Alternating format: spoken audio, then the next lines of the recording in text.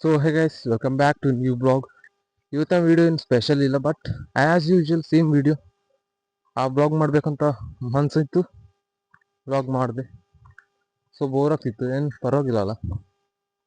ಇವಾಗ ನಾವು ನಮ್ಮ ತೋಟಕ್ಕೆ ಹೋಗ್ತಿದ್ದೀವಿ. ತೋಟ ಅಂದರೆ ತುಂಬಾ ದೂರ ಇದೆ, ನಡ್ಕೊಂಡು ಹೋಗ್ಬೇಕು. ಸೊ ನಾವೀಗ ನಮ್ಮ ತೋಟಕ್ಕೆ ವಾಕ್ ಮಾಡ್ತಾ ಹೋಗ್ತಿದ್ದೀವಿ. ಬಟ್ ಆ್ಯಕ್ಚುಲಿ ವ್ಯೂ ನೋಡೋಕ್ಕಂತೂ ಸಖತ್ತಾಗಿದೆ. ಯಾವ ಸೈಡ್ ನೋಡಿದ್ರು ಬರೀ forest forest forest, everything is greenery year. ಅಂದರೂ ತುಂಬಾ ಸುಸ್ತಾಗ್ತಿದೆ ಇಲ್ಲಿ. ತುಂಬಾ ದೂರ ಹೋಗ್ಬೇಕಾದ್ರೆ ನನ್ನ ಜೊತೆ ಯಾರು ಬಂದಿಲ್ಲ, ಒಂದು ನಾಯಿ ಬಿಟ್ಟರೆ ಬೇರೆ ಯಾರಿಲ್ಲ. ಸೊ ಅದ್ರ ಜೊತೆನೆ ನಾನು ಹೋಗ್ತಿದ್ದೀನಿ. ನನ್ನ ಜೊತೆನೆ ಅದು ಸಹ ಬರ್ತಿದೆ. ನಾನು ಮುಂದೆ ಅಂದರೆ ನನಗಿಂತ ಮುಂದೆ ಈ ನಾಯಿ ಎಲ್ಲೋಡು ಹ್ಯಾಚು. ನಾಯಿ ಅಂದರೆ ಅದು ಸಿಂಪಲ್ ನಾಯಿ ಅಲ್ಲ, ಅದು 3 ಜನರೇಷನ್ ನಾಯಿ. ಅದರ ಫಸ್ಟ್ ತಾಯಿ ಹೆಸರು ರಾಣಿ ಅಂತ, ಸೆಕೆಂಡ್ ತಾಯಿ ಹೆಸರು ರಾಣಿ ಅಂತಾನೆ. ಇದ್ರ ಹೆಸರು ಮಾತ್ರ ಜಾಕಿ ಅಂತ ಇಟ್ಟಿದ್ದೀನಿ, ಸ್ವಲ್ಪ ಚೇಂಜಸ್ ಇರಲಿ ಅಂತ.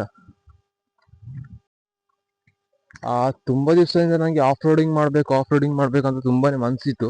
ಬಟ್ ಆ್ಯಕ್ಚುಲಿ ಆ ರೈನಿ ಸೀಸನ್ ಸ್ಟಾರ್ಟ್ ಆಗಿರಲಿಲ್ಲ. ಸೊ ಆ ಥರ ವೆಟ್ ಪ್ಲೇಸ್ ಎಲ್ಲಿ ಸಿಕ್ಕಿರಲಿಲ್ಲ. ಬಟ್ ಇವಾಗ ಸಿಕ್ಕಿದೆ. ಇಲ್ಲಿ ನೋಡ್ಬೋದು ನೀವು, ಎಲ್ಲಿ ನೋಡಿದ್ರೆ ಅಲ್ಲಿ ಫುಲ್ ಕೆಸರು. ಬೈಕ್ ತಂದ್ರೆ ಅಂತೂ ಸಖತ್ ಮಜಾ ಇರುತ್ತೆ, ತುಂಬಾನೇ ಮಜಾ ಇರುತ್ತೆ ಇಲ್ಲಿ ಬಂದ್ರೆ. ಬಟ್ ಆ್ಯಕ್ಚುಲಿ ನಮ್ಮ ಬೈಕ್ನ ಮೇಂಟೆನೆನ್ಸ್ ಮಾಡೋದೇ ತುಂಬ ಕಷ್ಟ ಇವಾಗಿನ್ನು. ಅದಕ್ಕೂ ಜ್ವರ ಶೀತ ಬಂದ್ಬಿಡುತ್ತೆ ಈ ರೋಡಲ್ಲಿ ಬಂದ್ರೇನು. ಈ ಥರ ರೋಡಲ್ಲಿ ಬೈಕನ್ನು ತಗೊಂಡು ಬಂದ್ರೆ ಅಂತೂ ಸಖತ್ ಮಜಾ ಇರುತ್ತೆ. ಯಾಕಂದ್ರೆ ಈ ಥರ ರೋಡ್ ಅಂತೂ ಎಕ್ಸ್ಪೀರಿಯನ್ಸ್ ಮಾಡೋಕ್ಕೂ ತುಂಬಾನೇ ಇಷ್ಟ ಆಗುತ್ತೆ ನನಗೆ.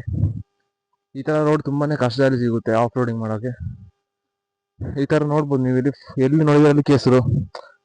ನಮ್ಮ ಜಾಕಿ ಬಂದ್ಲು, ಯಾವತ್ತು ನೋಡಿದ್ರು ನನ್ಕಿಂತ ಮುಂದೆನೇ ಇರ್ತಾಳೆ. ಜಾಕಿಗೆ ಭಯ ಆಯ್ತು ಅನ್ಸುತ್ತೆ. ಆಫ್ ರೋಡಿಂಗ್ ಮಾಡೋರಿಗೆ ಈ ರೋಡ್ ಒಂಥರ ಹೆವೆನ್ ತರ, ಮಿನಿ ಹೆವೆನ್ ತರ ಇರುತ್ತೆ ಈ ರೋಡು.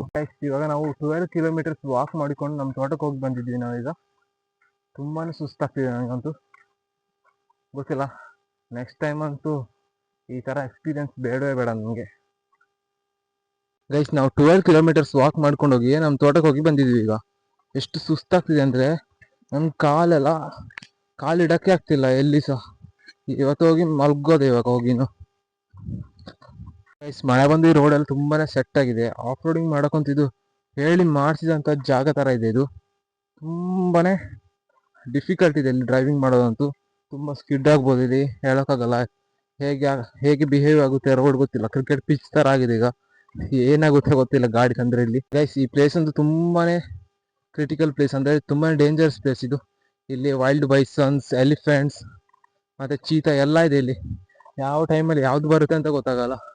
ತುಂಬಾನೇ ಕೇರ್ಫುಲ್ ಆಗಿರ್ಬೇಕು ಇಲ್ಲಿ ಹೋಗ್ಬೇಕಾದ್ರೆ.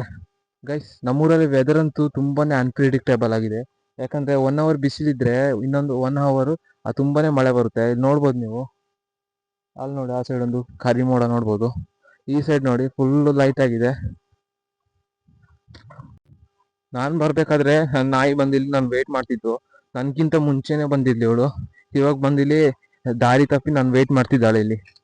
ಏನಾಯ್ತಂದ್ರೆ ಇವಾಗ ಇವಳಿಗೆ ಮನೆಗೆ ಹೋಗೋಕೆ ದಾರಿ ಮರ್ತೋಯ್ತು. ಬಂದಿದ್ದ ದಾರಿ ಬೇರೆ ಇತ್ತು, ಈಗ ಹೋಗ್ತಿರೋ ದಾರಿ ಬೇರೆ ಇದೆ. ಫುಲ್ ಕನ್ಫ್ಯೂಸ್ ಆಗಿದ್ದಾಳೆ ಇವಳು ಈಗ. ಇವತ್ತಿನ ಬ್ಲಾಗ್ ಇಲ್ಲಿಗೆ ಎಂಡ್ ಮಾಡುವ, ನೆಕ್ಸ್ಟ್ ಬ್ಲಾಗಲ್ಲಿ ಮೀಟ್ ಆಗುವ. ಸೊ ಟಿಲ್ ದೆನ್, ಬಾಯ್.